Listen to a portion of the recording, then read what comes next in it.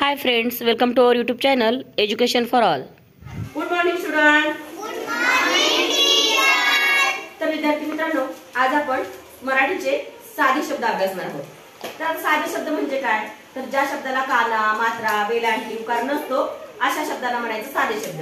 त्यालाच आपण बिगर काना मात्रा शब्द सुद्धा म्हणतो. तर ते शब्द आज आपण अभ्यासणार आहोत. कोणाला वाचता येत नाही, अजूनही दुसरी तिसरी चौथी मध्ये गेलेत पण त्यांना वाचता येत नाही, तर त्यांच्यासाठी हा व्हिडिओ जो आहे तो खूप उपयुक्त ठरणार आहे. चला तर मग आपण वाचूया. माझ्या पाठीमागे सर्वांनी म्हणायचे. ओके. बर सर बर मज तट नट मग नभ पद बघ गज तप तन नस नळ यश मध मन मठ लप कलश कसर गगन जनक. जो शब्द मी वाचते ना त्या शब्दाकडे लक्ष द्यायचे.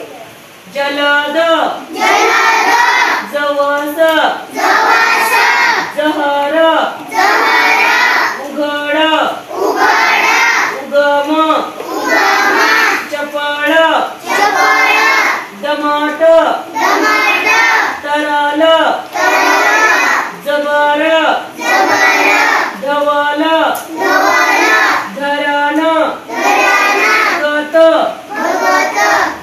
भगर भरत मकर मदत अडगळ दणकट बडबड चकमक धडपड चमचम मचमच लगबग नरहर धपकन धपकन. बघा आता पावसाळ्याचे दिवस आहेत, तुम्ही घाईघाईमध्ये दप्तर पॅक करता की लगेच निघता, स्कूलची बेल झाली की पटकन पटत काढता, चिखलामध्ये कसं पडतात